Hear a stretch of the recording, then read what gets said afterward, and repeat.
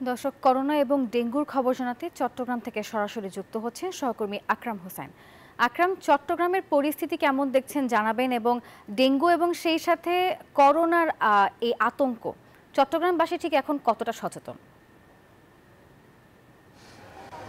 ধন্যবাদ নাফিসা। আসলে যেভাবে করোনা এবং ডেঙ্গুর আক্রান্তের হার বাড়ছে, আসলে চট্টগ্রামে সেরকমভাবে আসলে জনসচেতনতা সৃষ্টি হয়নি এখনো, জনগণ এখনো সেরকমভাবে সচেতন হয়নি আমরা যেটুক দেখতে পেয়েছি। আমরা যদি আজকের হিসাবটা আপনার মাধ্যমে দর্শকদের জানাতে চাই, সেটি হচ্ছে আমরা আছি এখন চট্টগ্রাম জেনারেল হাসপাতালে এখন পর্যন্ত 3 জন করোনা ভাইরাস আক্রান্ত রোগী ভর্তি আছে এবং একজন ডেঙ্গু আক্রান্ত রোগী ভর্তি আছে।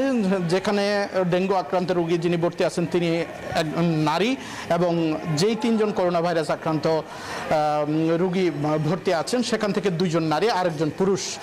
আমরা সেই হিসেবে চট্টগ্রাম নগরীর বিভিন্ন সরকারি এবং বেসরকারি হাসপাতালে ঘুরে যেতে দেখতে পেয়েছি। আসলে করোনা এবং ডেঙ্গু আক্রান্তের সংখ্যা দিন দিন বাড়ছে, এবং সেই হারে কিন্তু এখন জনসাধারণের মাঝে জনসচেতনতা সৃষ্টি হয়নি, যার কারণে red crescent, Chattogram city corporation, Chattogram civil সার্জনের পক্ষ থেকে জনসাধারণকে সচেতন করার লক্ষ্যে বিভিন্ন কর্মসূচি হাতে নেওয়া হয়েছে, এবং জনগণকে সতর্কতার সাথে এই পরিস্থিতি মোকাবেলার জন্য বারবার প্রতিদিনই নানা ধরনের ক্যাম্পেইনের মাধ্যমে সচেতন করার চেষ্টা চালিয়ে যাচ্ছে সংশ্লিষ্ট প্রতিষ্ঠানগুলো।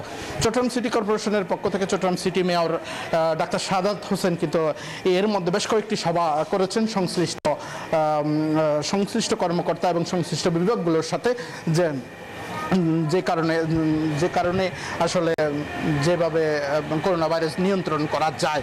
এখন পর্যন্ত আসলে আমার কাছে চট্টগ্রামের করোনা ভাইরাস এবং ডেঙ্গু রোগীর সম্পর্কে ছিল সর্বশেষ অবস্থা। আমরা এখন যাবো স্টুডিওতে। নাফিসা। আকরাম, ধন্যবাদ আপনাকে। বান্ডেল থাকলে প্রতি সেনমানিতে টাকা বাঁচবে।